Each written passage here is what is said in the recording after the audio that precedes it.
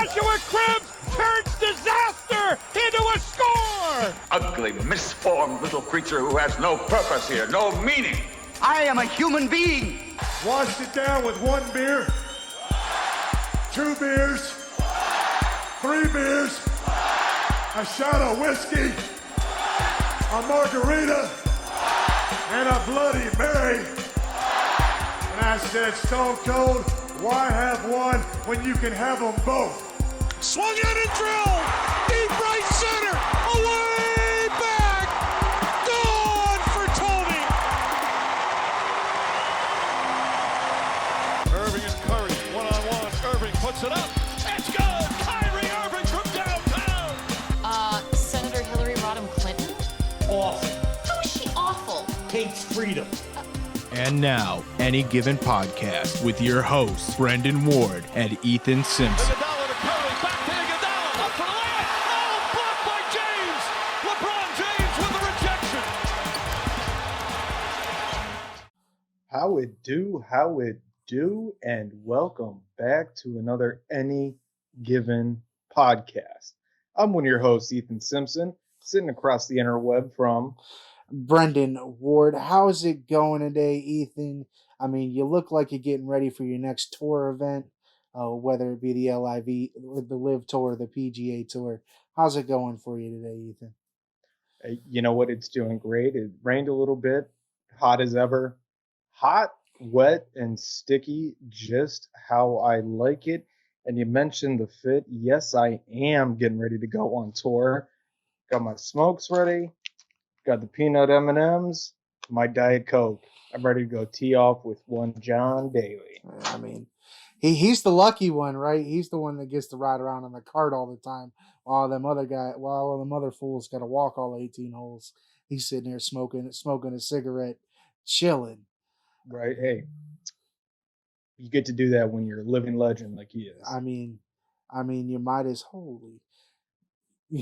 Sorry, something popped up. But yeah, you might as well, right? If you're a living legend, you do what you want. Speaking of living legends, but this one may be past kind of his prime. I want to talk Jeff Hardy. And the reason I want to talk Jeff Hardy is because we've talked on this show before about wrestling. I tend to check in on it here and there. I know you're not really a fan. But when things happen where you text me or message me about something that happens to a wrestler, you know it's a big deal, right? Jeff Hardy is one of the most recognizable names in all of professional wrestling. And he is on this downward spiral and battle with alcohol that, I mean, you probably could have foreseen coming. That man did some crazy stunts and jumped from a few 20-foot ladders onto the steel cages and grounds and tables and all of the above. But over the weekend, he gets his third DUI in the last, I think, 2.5 years. The company he works for, AEW, did suspend him without pay. But like I said, the bigger story for me here is just because of how recognizable this name is. What's going to happen with Jeff Hardy here, do you think? I truly believe that with Jeff Hardy, he's going to definitely receive help hopefully through AEW and WWE, if not directly from them. Obviously, some kind of plan. They would help steer him in the direction. Because, like you said, what? Like you said, it was 3 in the past 2.5 years, and this happens to a lot of professional athletes, whether it's WWE, NHL, MLB. Not as much the MLB as NHL and NFL, but dealing with those injuries and whatnot, it takes a toll. And these former players, start self-medicating as a way of kind of a temporary, almost like a silent treatment, if that makes sense. Like they're not going to professionals. They're not getting the correct help that they need, whether it be physical or mental, and they are doing it on their own, which is a very dangerous, slippery slope that people can go down. Exactly. It's basically a coping mechanism for Jeff, and the reason I call it that is because it really is for Jeff Hardy. If you look at kind of the last three times that it's happened for him, Jeff Hardy had either just came out of a big match involving some sort of bump off the top of a ladder or a table or a chair. This last time, AEW had him scheduled for Wednesday night. Uh, Actually, earlier tonight, as we record Wednesday night, for a ladder match that he was anticipating that he would have to take those bumps.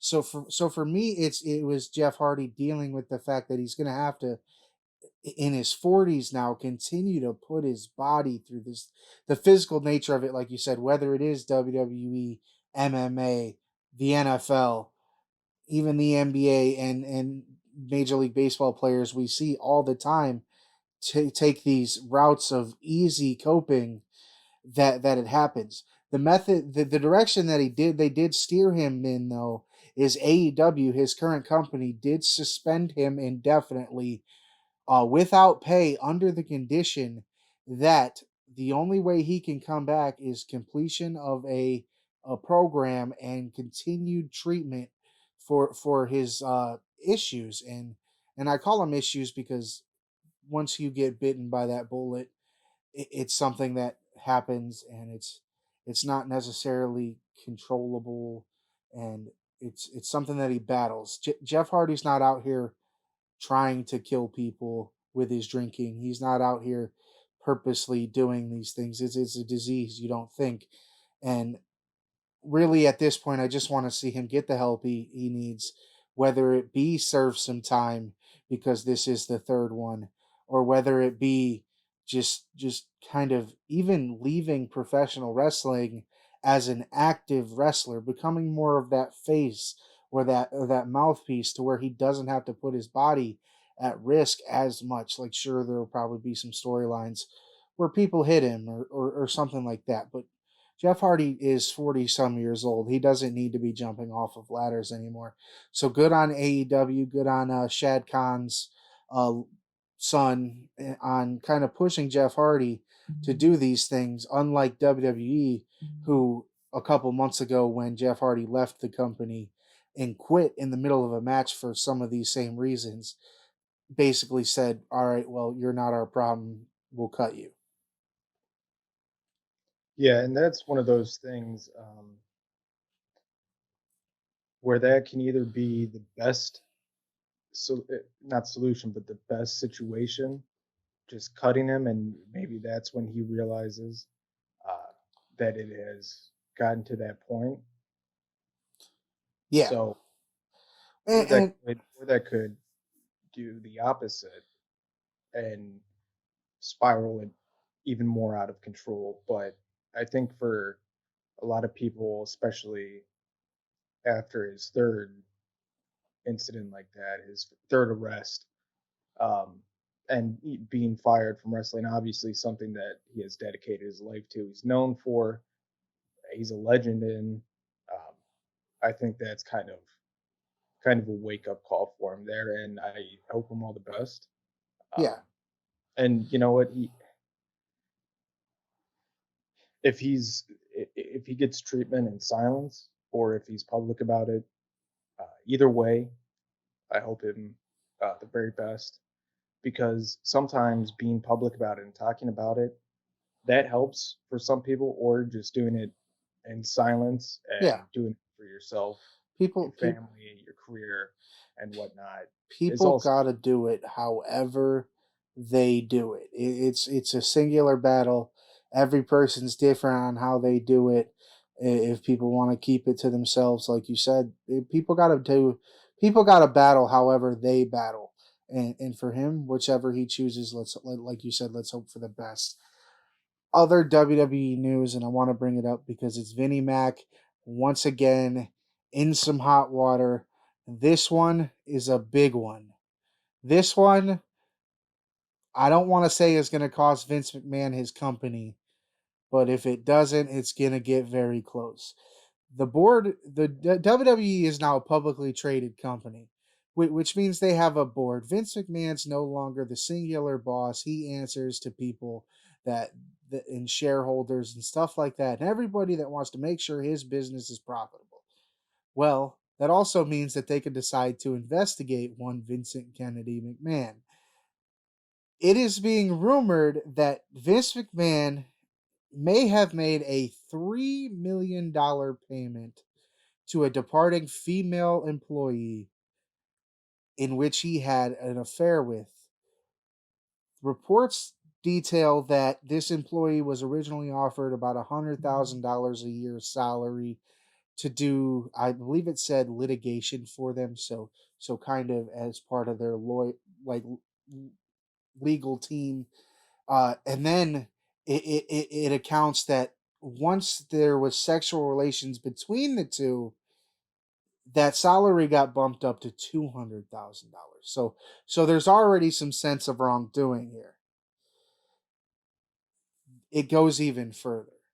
Apparently, at 73 years old, Vince McMahon and his then chief talent coordinator, John Laurinaitis, kind of handed this girl off to him almost as a gift. It was like, here, I paid for her. Do what you want. And as I was reading this story, I thought it was kind of wild, just because of that. But then it gets into how this has happened to very many female wrestlers since Vince McMahon's time of taking over in the WWF back in the day, and how there have even been multiple non-disclosure agreements signed by female wrestlers. That really is the only thing that have kept all of this under wraps. Biggest thing for me, it seems like the McMahon family's falling apart. 3 months ago, Triple H leaves the company. Month after that, his wife leaves. A leave of absence out of nowhere. And now the father is answering for his sins. Just, my question to you is kind of, what the hell, man? What the hell, as in, what the hell was Vince McMahon and the McMahon family doing? Or what the hell, like... Just, to me, like, I don't even know what to make of this. Do you think these are just wild accusations that these reporters are just kind of coming out of the woodwork with? Or do you really think there's something that's going to come of this where we see that Vince McMahon at 70-some years old is paying off women who he's cheating on his wife with to these younger female athletes, and getting away with it is the worst part?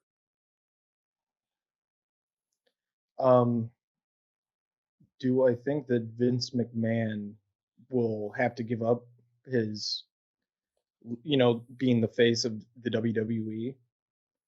Do I think that? No. Just because, I mean, as far back as I can remember, Vince McMahon has always been the face of the WWE and WWF. He's at every single wrestling event. He's always coming out, getting into it, shaving people's heads, fighting with people. You can't take Vince McMahon out of professional wrestling. That's really just something you can't do. You've seen that his sons and his daughters and whatnot have tried to get in and act like he did, but there's no other Vince McMahon, right? He's the best promoter in the history of professional wrestling, at least. Yeah, and only in the past, 15 years have you seen wrestling decline. The viewership, at least what I've personally felt, the viewership go down, and I would say also too, the storylines and the characters behind each wrestler, I've seen those have just kind of gotten extremely lazy compared to what they used to be. But I don't see the WWE getting rid of him completely as the face of the franchise, of the company. Okay. So if they find this to be true, how can they keep him?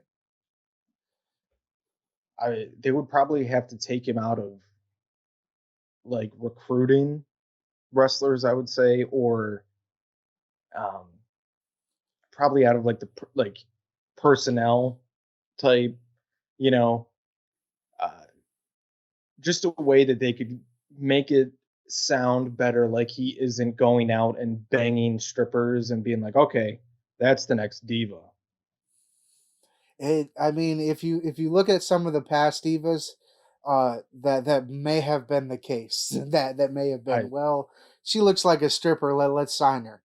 They did over the weekend do what they call WWE's Next in Line, where they signed 15 collegiate athletes to come in and train to be WWE superstars. I thought that was pretty cool, because it's a little different than what they've been doing. WWE last year said that they wanted to change their focus on creating these WWE superstars rather than signing talent from other companies. So for them to do something like this, I think it's a step forward in doing that. And that kind of gets a little off of what we were talking about. But that's because, I mean, aside from giving you the details on that Vince McMahon story, that's really all that's happened with it. yeah, Do I see it playing out as to this may have happened? Absolutely, but I agree with you. Vince McMahon is a hard face to get rid of in professional wrestling. yeah, and like I said, I mean, they'll try to make it to where, yeah, it's like less like he's involved with the recruiting, so it seems like I said, it's less like he's, uh, Hands on.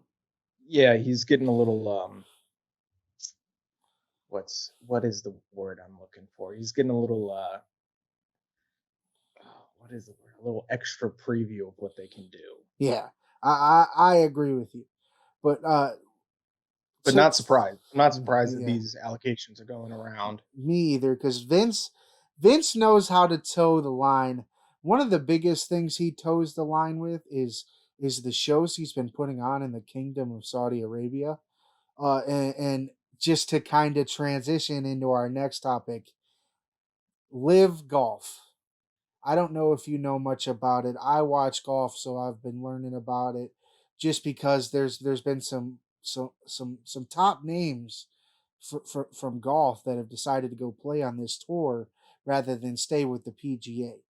So Live Golf is a Saudi Arabian government backed golf league tour, whatever you want to call it, that launched. I believe their first tournament was last weekend. Uh, it's a little different than how PGA Tour golf goes, but big money. Dustin Johnson is a guy who, if you watch the golf in America, you know he used to be the world number one when Tiger was kind of out and doing and having his issues. Dustin Johnson rose to power along with Rory McIlroy, Phil Mickelson, guys like that. Justin Johnson got $150 million just to play in this tour. That doesn't count if he wins any tournaments. He'll get more for that. $150 million just to play on the tour. The PGA Tour doesn't shell out that kind of money. They shell out big money when you win and you perform, but 150 million. John Rahm came out and called it these older golfers' retirement plan. My thing is with the majors allowing these players to still play in the U.S. I'm talking the U.S. Open, the British Open, and the Masters, PGA Championship. They won't let them play, but with those majors still in play, does this tournament, this Live Golf, become a viable option as a threat to the PGA Tour? Yes and no. Yes, absolutely, because you get these young guys coming in and the older guys, right? You come in, say you make your name in the PGA, right? So when you're coming up, absolutely stay in the PGA. That's the old school, right? Everybody's watching that. Yeah. People are going to come up and make their name. And once they get that hype behind their name, that's when they jump over for the cash. Yeah. So, and like you said, same with the older guys. The older guys are going to be jumping ship too, because the retirement plan. Why not? Right? I don't have to win. I just got to show up. $150 million. Count me in. Oh, when are they going to sign Donald Trump? I mean, they reportedly offered Tiger Woods $1 billion. So, I mean, people would tune in to see Trump hitting the golf ball. Right? They might. I mean, they might as well. Right? You just got to cut the cameras when it goes in the rough. He just, he just probably can't. That might conflict with his presidential campaign in 2 years. Yeah, who knows? But absolutely. I think the PGA, there's still going to be guys that are staying in the PGA Tour just because of the history and everything like that. No, But yeah. definitely, I can definitely see guys just going over there, getting paid. And it's like at this point, okay, the gold jacket's cool, right? Everybody wants to win the gold jacket. But they can still play for that. Oh, yeah, that's right. Yeah. The Masters is still saying that they could still play. Yeah. They're not So- missing out on any of the big time ones, just the little PGA Tour events. Yeah. So, oh, yeah. Yeah, just make your name, come up through the PGA, do those little events, make your name, hop over there, and then you can still be in the Masters and all the Opens. Absolutely do that. Yeah. So, yeah, PGA is screwed right there. Well, and the biggest thing for me, and I didn't put it on here, but I'll mention it, is it panders to the younger generation. I don't know if you saw any of it, but it was almost like a music festival. When you showed up, there were booths and there were games and there was music playing, and it wasn't showing up to the country club and playing golf. No, they were rocking, and they had a stage going, and they were partying, and then once golf got to happening, okay, then they slowed down. But then you left and you were out like you were at a music festival. There were concession stands and marketing booths and street teams, and I thought it was pretty cool to see that they decided to do that, where golf, much like baseball, is really for the older generation. You need to pander to those younger guys to stay alive, and LIV Golf is doing that, where PGA Tour is just not. Yeah, and they're kind of doing it like the Indianapolis 500, how they had the concert beforehand. They had that festival beforehand, and then everybody went to the race. Once the race was done, it was right back to partying. I mean, why not? If you're going to have a venue like that, a spectacle like that, go all out, because all it's going to do is create new fans. Even if the older ones are a little upset, they're going to stick around. I'm all for growing sports in general, no matter which one it is. Yeah, so the PGA will be fine with the old school guys, the guys who play the game how it's meant to be played. These other guys that want paychecks, guys that want the fame, the glitz, the glory. You know, the fans that hated Ricky Fowler for wearing all those different colors and stuff, those fans are still going to stay with the PGA, the classic. You know, he's on the grain. Yeah. And there's a it's down and everything, blah, blah, blah. Here's a putt. He puts it in. It's good. You know, Yeah. they're going to stay for that. But this new generation, I think, yeah, absolutely, they're going to go for that. So, yeah, I think PGA will be fine, but they're going to lose all the new market. Yeah, I agree with you. I'm excited for it because I think it's going to change golf forever. I know there's the whole Saudi Arabia and the issues that they have over there, but that's not my issues. They're terrible issues. I can't get into them. Once I could watch LIV Golf, I'll check it out. That's the biggest hurdle for them right now. TV rights in America. They have to get TV rights. And that's really it. But we're gonna head on to the NBA. if that's okay. That's going to be a tough one there.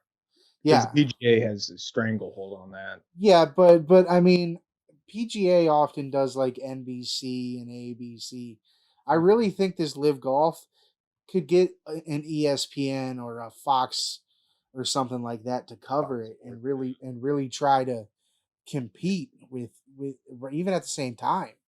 They could even do like TBS. Yeah, anything really. TNT might, just somewhere where they can house it in America where golf fans will check it out because they did. Like Phil Mickelson took the deal. He's playing in Live Golf. He's done with the PGA Tour. I mean, he was pretty close anyways, but he's a big name. Yeah, good for Phil Mickelson. Yeah, let him get his money. He's one of the most marketable people in all of golf. So you know what? They're just a little too late because now Spike is paramount. If it was still Spike, I could see Spike dishing out. Oh, Spike! Spike for something like that, it would have been a great home for Live Golf. Just the way it is, it would have been a fantastic home for it. Paramount maybe, but they do all the NBCs and the CBSs and stuff like that now, so they already do the golf crap. If they did this in like the 2000s on Spike, you go from like the Man Show straight to like MXC, and then you go into Live Golf. Right. Yeah, it's popping off. And then that was when UFC and those guys were on there too. Right. You might have kept me on Spike all day. Right. Maybe if they would have came up with, like I said, maybe hell, even before they switched it to Paramount just a few years ago. Yeah. That could have happened. That could have saved that whole company just by having golf, like just taking it from something your grandpa watches on a Sunday afternoon to, getting Johnny Manziel people out there. And the good part of Johnny Manziel, the marketable part, the part that people fell in love with, not the Billy Manziels that can't play quarterback Manziels.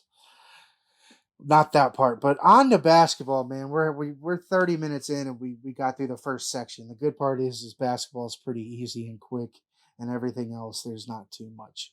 The NBA Finals are still going on. Game 6 is Thursday night, June 16th, at 9 o'clock in Boston.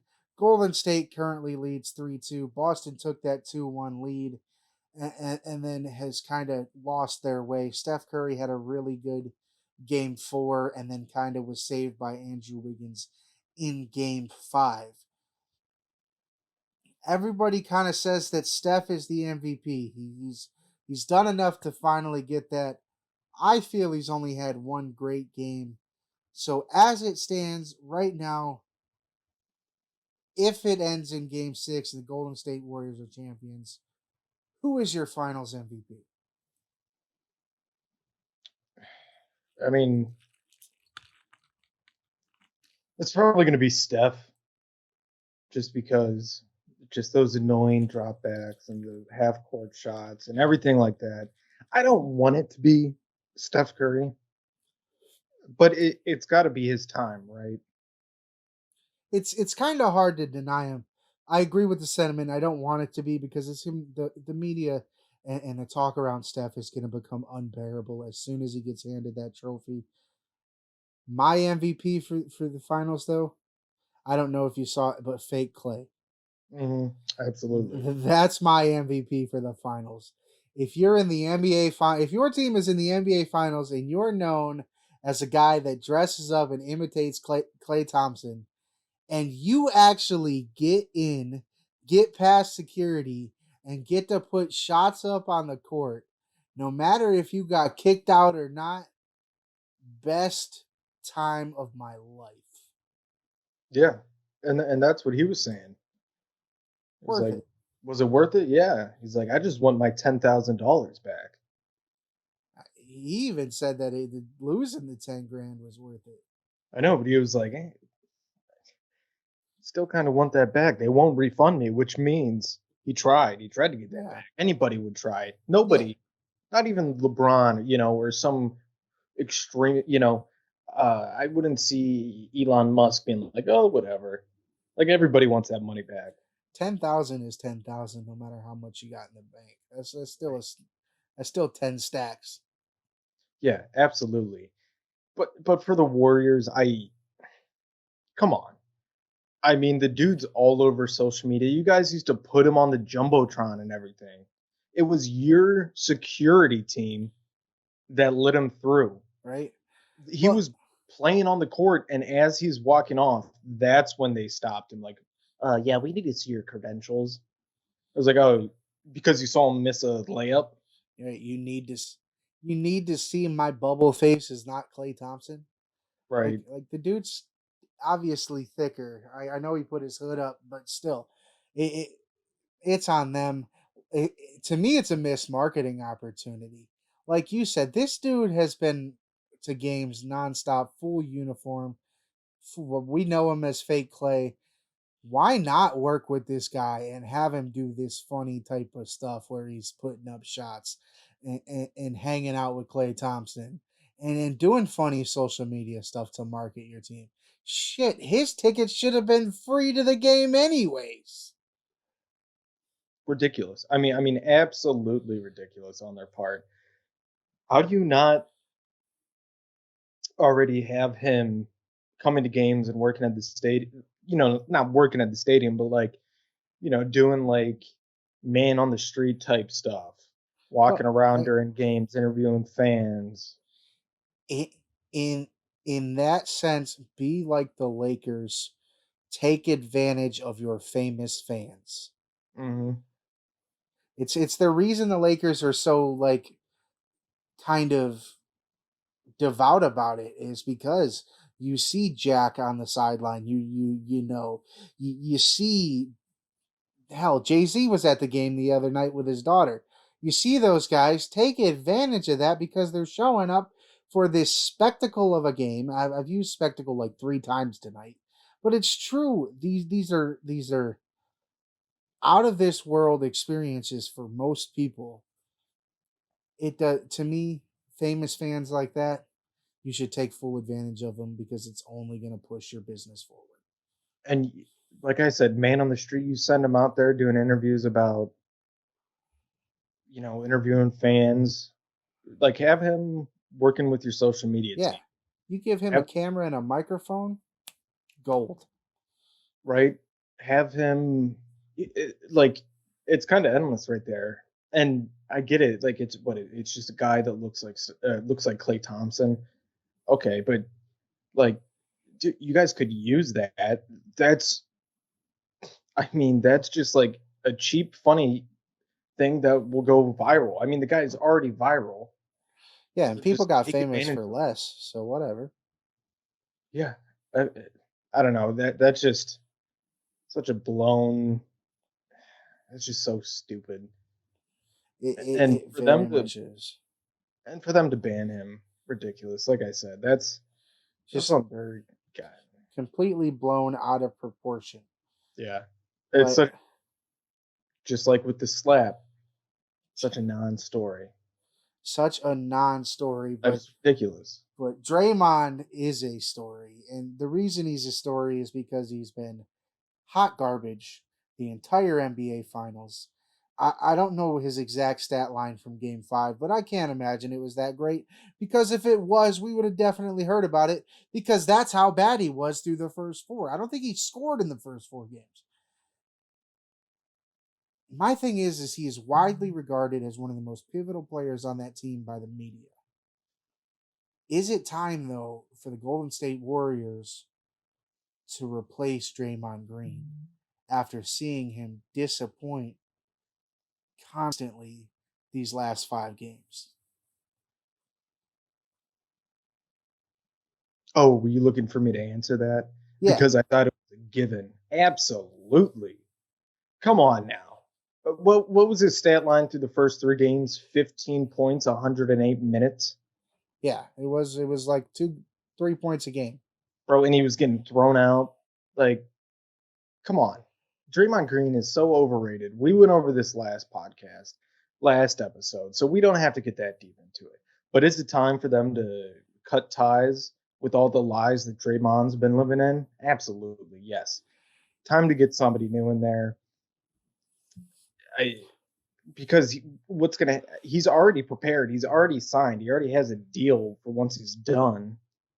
So he's not sticking around Golden State, their facilities, too much longer. He's been practicing every single time, every chance he gets. He's been doing broadcasts and different things for the network. So he's getting ready to leave. He's getting ready to, be gone. You guys should be getting ready for the next chapter as well. So last question on that. Are they already NBA champions if they have somebody else at 4? Ooh, that's a tough one. Are you so somebody not at the Kevin Durant level, right? Yeah, no, just somebody better than Draymond in Draymond's spot. Yeah. They've already won. I don't know. You know what? I think they'd still be playing. You think it'd be Because about the same? that Boston team, they look good. Oh, But trust me, I know.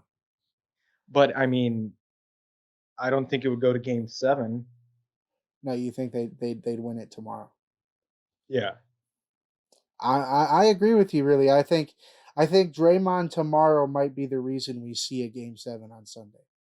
I mean, the dude, he puts up like under 10 points a game. The dude's ass. The dude's been overrated, and I've said that since the Cavs were playing him. The reason he's kind of able to get away with the low point total is because of his passing and how he runs the fast break, and I respected him for a little bit for that, but I agree with you. It's no longer there. He no longer does that for them. So why is he still playing the minutes he does? Because it's only detrimental. I don't know what his plus minuses are, but they gotta be terrible. You can't tell me he's out playing. Robert Williams has looked like a freaking a superstar in this NBA Finals, and nobody knew who he was at the beginning of this year for Boston. So for him to be playing out playing Draymond Green like he has, I can only imagine Draymond's plus minus is terrible. I agree with you. Time to move on from him. I also agree that they probably either have already won or close it in Game 6 because Draymond may be the reason Boston can still hang on and win Game 6 in Boston to force that Game 7. Yep. All-Star voting. Go on. All-Star voting's here. MLB. I know MLB is something that we have not gotten too far into this year simply because of what's going on with Cleveland baseball, even though they're playing really well. Voting ends June 30th. My question with this is, will Jose Ramirez be the Guardians' only All-Star this year?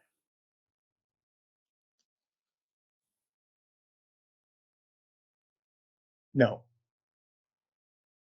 Starting All-Star? Like starting? Yes. Yes. Who else will be on the team? I think Quan might be up there as a reserve. Do they have any pitchers? How's Shane Bieber? Dude, I'm telling you, Well, that's what I don't think Shane Bieber's been. He's been good, but he's not been Bieber. Yeah. So I don't foresee him being an all-star starter for sure. He might make the team, but really the only two people I can think of, you already named him. Jose Ramirez for sure. He's easily one of the American League's best players. Stephen Kwan had a hell of a start to the season, but since then has not been the same guy that he was at the beginning of the year. He might sneak in because of who Cleveland fans are. Ask Mad Dog Russo. Cleveland's got the best fans in the world. But I really only see Jose making the team. Yeah. The only reason I said Quan is because of that streak he was going on in the beginning of the season. Oh, he was on a tear. I agree with you. That's why he could probably get in just on the basis of who Cleveland fans are. Let me see. I see. What I was gonna do is I was just looking something up real fast. Pulling up something with the All-Star. Okay, Yeah. well, while you're doing that, I'll get into this Golden Tate story and we'll come back to it. Golden Tate, former Seattle Seahawks, Detroit Lions wide receiver, retired. I believe, if not, I believe it was last year. He decided to make the jump to baseball. Now, when I say make the jump, he didn't sign with a professional team. You're not going to see him play for the Los Angeles Angels or anybody next year. He did kind of the J.R. Smith route where J.R. went back to college to play golf, except Golden Tate didn't go to school. He decided to sign with what is a premier collegiate baseball summer team in the West Coast League called the Port Angeles Lefties. I don't know, like, I was reading the story and it says that Golden Tate had a high school career and he was recruited to play in college and stuff like that. Now, if this is a premier collegiate baseball summer league, that means that it's the top of the top from the top schools. The guys we're seeing in the College World Series right now who haven't got drafted yet, who are still returning to school, just getting some work in the summer. Golden Tate decided that that's where he should be. And I do agree that there are certain levels to a pro athlete is a pro athlete and they can succeed at each sport with relative success. Tim Tebow is one that really didn't too well, but even he was able to climb a little bit because of his name. So I think Golden Tate, if he does well in this summer league, could see himself on a double or single A roster. But the real question is Golden Tate really out here trying to play baseball? Or is this a PR move? Because the last time we heard about Golden Tate, he was in a kind of fiasco / scandal where he was him and his best friend were kind of fighting each other over a woman that one of them had slept with the other's partner. Golden Tate, excuse me.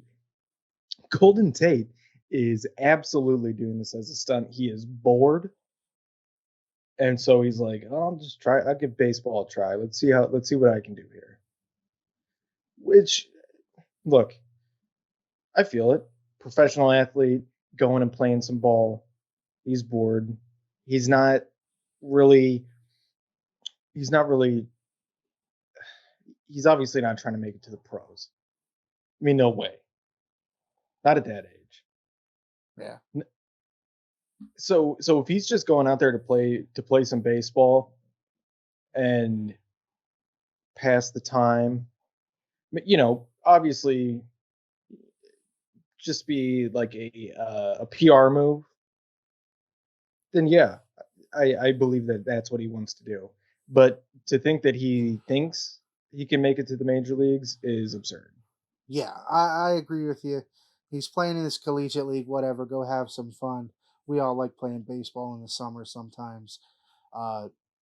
You're not really going to make it that far, but he's kind of at that advanced age where I didn't think he was, like you said, whatever. He didn't go take a prospect spot on a AAA roster and really kind of screw up a farm system. Really, it doesn't matter. It's almost as if he's playing adult softball with his friends. At this point, it's just like you said, a pro athlete bored and needing something to do in the summer.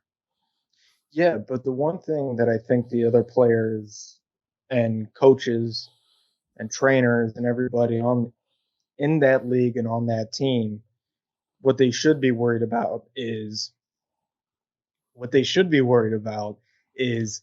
not bringing their wives or girlfriends to any practices, games, team activities, extracurricular activities, anything like that around him, because he does have a tendency to, hook up with his quarterback's wife. Hide your kids, hide your wife, hide your daughters, hide your sisters. Golden Tate is sleeping with everybody. Yep. Yeah, I would definitely, if I was one of those young bucks, just trying to make it, just trying to get a spot, and here comes Golden Tate, ex-NFL player, right? Everybody knew who Golden Tate was, played on the Seahawks, played for the Lions, et cetera, et cetera, et cetera. And this dude comes on, and you got this little 19, 20-year-old girlfriend or something like that. And she's sitting there, and she's like, well, I could sit here and try to write it out. And at best, this dude's making it to, Akron playing for the Rubber Ducks. Or I could just bang this ex-NFL player. Which, I mean... You said, Which one should I choose? Which one would go farther? The $40,000 a year, or the guy that's got $15 million to his name. Right. But I think most women in that situation would stick by their man. Yeah, these hoes is loyal. Once again, we're gonna bring up that Snoop Dogg video. We got to move on. Over the weekend, Mike Trout had a bat that kind of broke on him as he was taking a swing. That bat, being wooden, snapped in half. The sharp end ended up flying back, hitting the umpire right in the hole of his mask. We will kind of get back to you next week on if anything happened to the umpire. I couldn't find any updates on him. Hopefully that the umpire is all right. A scary thing to witness. Those chunks of bat, when they break, fly off at different speeds, different directions. You never know where they're going to go. So for one to come off that close, the umpire is only a few feet away. If it came off at any rate of speed, sharp end, like I said, going right in the hole of the mask, scared me. A little gruesome to witness. I was really worried we were going to see some blood start spraying or something. Luckily, we didn't. Hopefully, the ump's all right.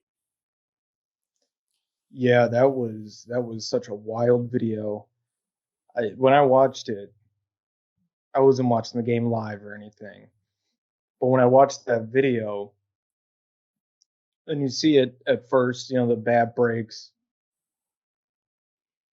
and if you didn't read that it happened, or if you were just watching it in person, not in person, but like live, you wouldn't have realized what happened because it's so fast. You're paying attention to the ball and what Mike Trout's doing.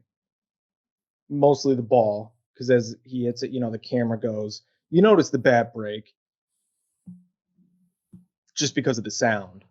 Yeah. But then they show it, and Trout's on first. Everybody's looking concerned. And that's when the other umps, and I believe one of the trainers came out. He had the towels and everything, and they were checking on him to make sure he was okay. They propped him up. They had him, and they were just holding it over his nose, which is like, dude, that so lucky, because it was the broken end, the sharp shards of wood that went into his mask, and from where they were holding it, it was like his nose. It like came in like that.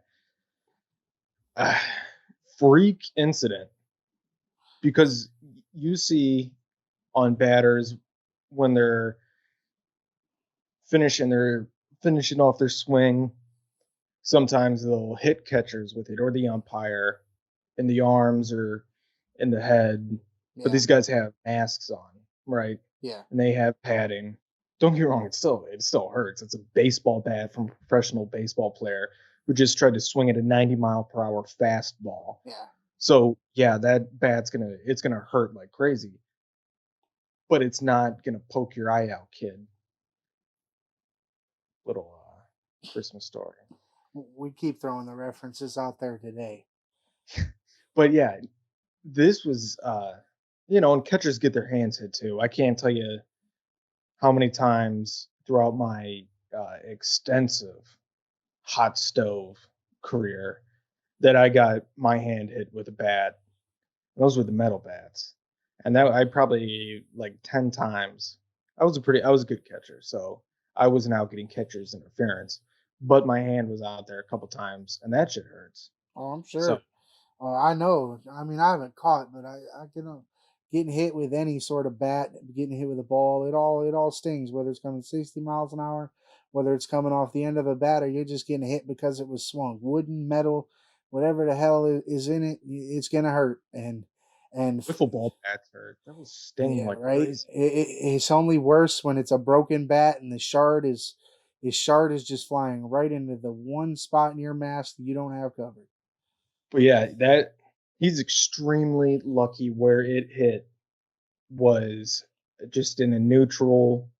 I mean, his nose was bleeding, But yeah, but to but walk it wasn't away, like if it was like a little bit higher, where your eye socket is, yeah. like that's like from here up, that's donezo, bro. That's Well, eye. extremely fortunate to walk away with only cosmetic injuries.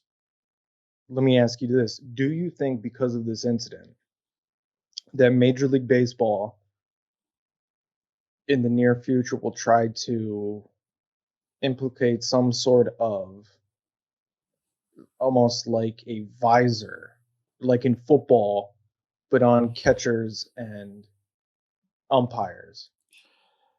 Potentially. The thing that worries me the most though is I think that baseball and Major League Baseball in particular has looked for every single pro that they can to replace the human umpire and have a robot strike zone.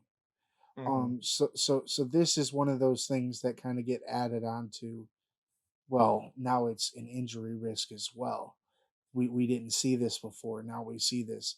So, but yes, in the short term, probably a visor, something like that, that does give full coverage so that, and I don't know, you got to use plexiglass or something that's not going to easily break. But as long as like your sweat and your heat don't fog it and it doesn't become a clogged vision or a blurred vision type thing, sure. Yeah, I could definitely see where the MLB decides that they want something like a visor that's a full coverage thing. Yeah, and like I was saying, like in the NFL, you know, because a lot of catchers they wear the hockey mask helmet. Yeah. Like that's what I wore when I caught. Yeah. That's what a lot of people wear. It's just I personally found it easier, especially when you're flipping it. Yeah. The hockey it's so much easier than the regular ones where it sticks out and it's got the bars and you like almost have to like Got to the pull hockey it down mask, almost. You got to pull it and go. right? Yeah. Hockey mask you just put your thumb, And like just that, and you press it. Yeah, I get you. I got you. pop it off. It's But I could definitely see like a visor, almost like a polarized one, yeah. so you're not getting the glare. I was gonna. Uh, That's just really about what it is because they have to have completely clear vision. yeah. So maybe like a clear visor, like one of the yellow, the yellow Yeah, tints that directs the sunlight out of the eyes. exactly.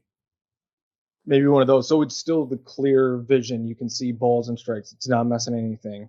But when there's a broken bat with extremely sharp edges coming at your face, um, it's not hitting you in the eye or anything like that. Yeah, When it's coming at your face. for sure. Let's go ahead and get in the NFL as we wind down. I did send you over a text about something. Teams around the NFL. The NFL season is kind of getting underway. Teams around the league have begun to report for mini camps. One of those teams is the Browns. The Panthers is coming up.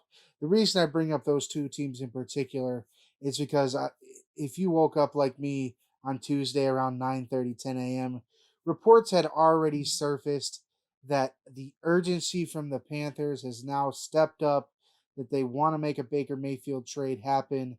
The reason being is they want him in the building for mini camps, for organized training activities, so that even if he's still healing the shoulder, he can learn, he can meet his teammates, he could develop that consistency and that chemistry with his teammates before August when training camp comes, so that they could hit the ball rolling.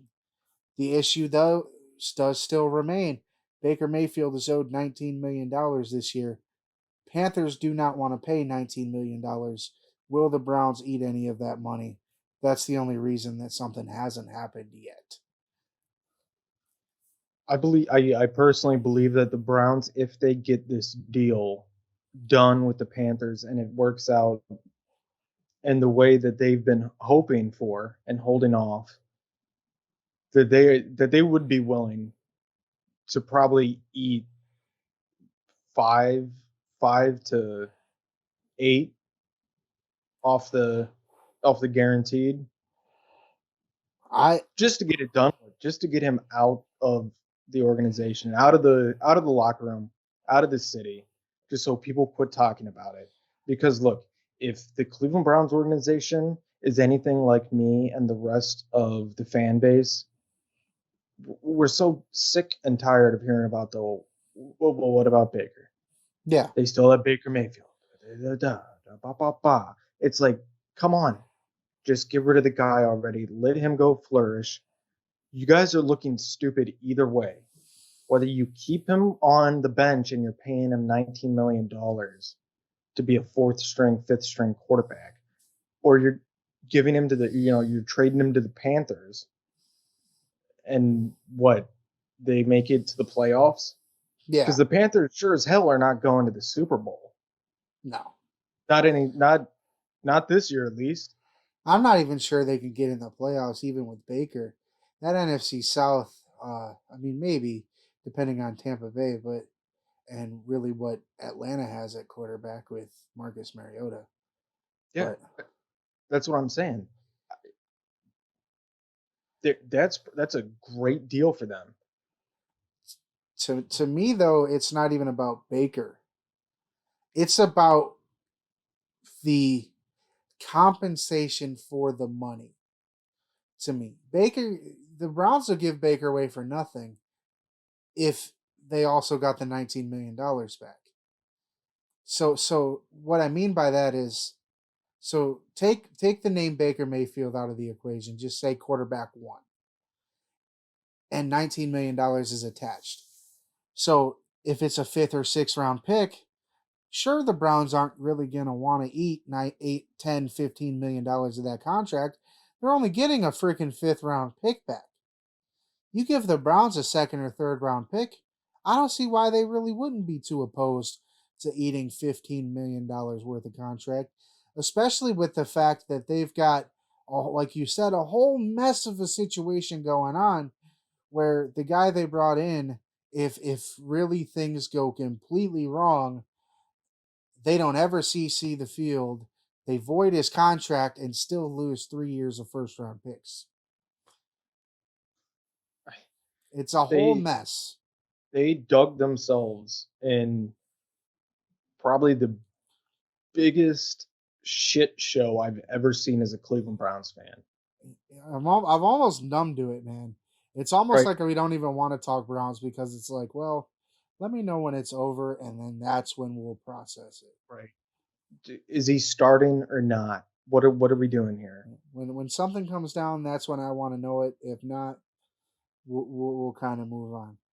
It's like the 24-hour news cycle is just beating a dead horse, constantly talking about this. I get they have to fill, 24 hours of news, but yeah, nothing has gone forward or backward in the Deshaun Watson situation. But yeah, that's why I think that it however much that the Browns decide they want to eat of that contract really depends on the compensation they get back. If the more you give them, the more they'll probably decide that they'll pay of the contract. The less you give them, the more the Panthers are going to have to pay. That's just how it works. It doesn't, whether it was Baker or Jacoby or Deshaun or any of them. That's just how it would have worked.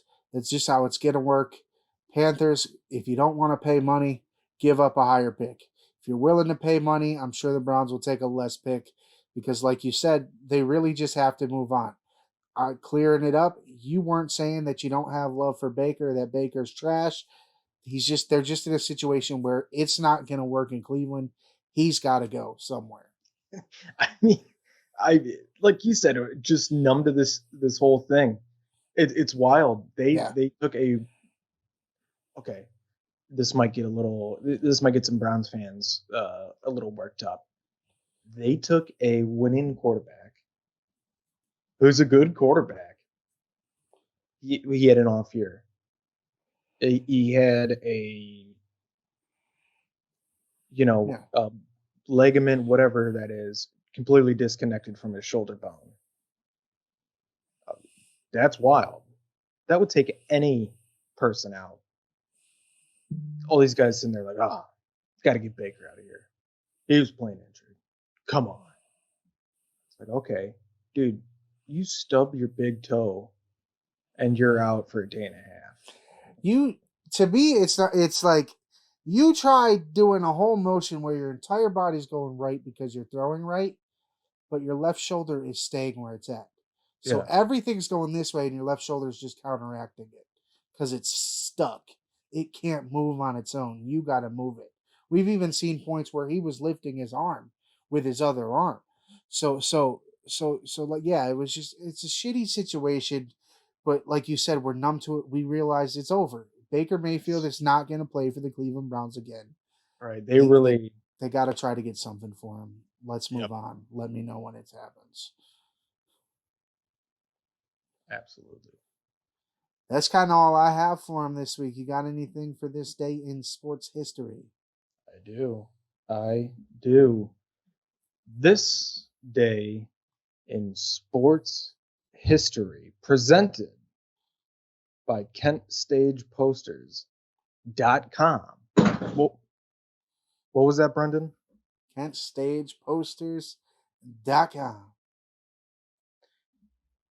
June 16th, 1995.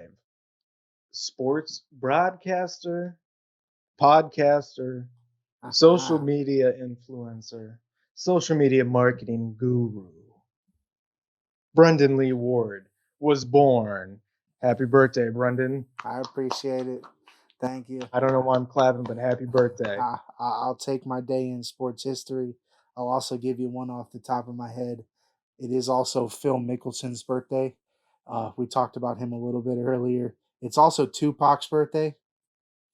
I share some birthday with some goat. I share a birthday with some goats. So it's always a fun day on June 16th. I call it exactly the middle of the year. Okay, there you go. Is it exactly middle of the year? Well, at like 3:00 it is because it's 365 and somewhere in the middle of the year it ends up in the middle of the day. But yeah, it's pretty close. There you go. I guess I never realized that. Maybe I did. Who knows?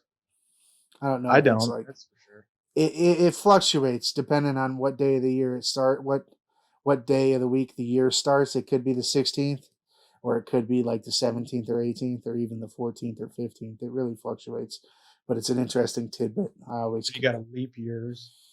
Yeah, leap years changes it a little bit. It's definitely an interesting tidbit that I because it's the 16th of June. It's the 6th month, halfway through the 6th month. I always call it the middle of the year. Yeah, well, yeah, man, happy birthday. I appreciate it. You're finally legal now, 18, right? 18, but feel 45. But the truth is somewhere in the middle. Well, yeah, happy birthday, man.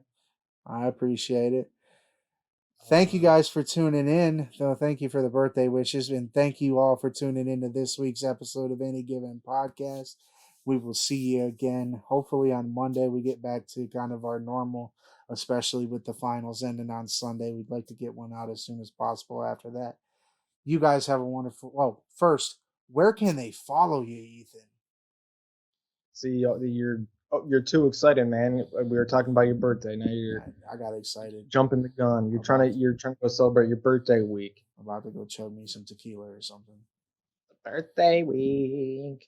You can follow me on twitter.com at ETH Simpson, CGOD, as you can see under my name. You can also follow me on Instagram at ETH Simpson. You can follow my main man, Brendan, at BWordCeely on Twitter, as you see down below, at B.Word52 on Instagram. Do not forget to follow the podcast at Podcast Given on Twitter. It's on Instagram. It's at Any Given Podcast. Facebook.com/Any Given Podcast. Do not forget to subscribe to the YouTube. We gained a couple subscribers. We'd like a little more. We definitely want to make some money out of this. Help us out. We'll help you out. We'll start giving stuff away. The more people we have listening, the more people we can include in contests. We'll start doing voicemail messages. We'll include y'all in the show once we get it rolling. We just need to get it rolling. Subscribe. Right, Brendan, you guys can auction me off for a date. How about that? Ethan will take you out on a date. Dinner and dancing. Well, Ethan wants to get taken out on the date. So if you want to go dinner and dancing with Ethan, he's available. I know how to whip. I know how to nay-nay. I know how to Dougie. But do you know how to jerk? Buddy, I know how to jerk. Do you? I know. That's a good clip right there. Cut that. I'm gonna get you. I'm gonna get you. But all right, thank you guys for tuning into this episode of Any Given Podcast. You have a wonderful and fantastic rest of your week. God bless. Stay blessed.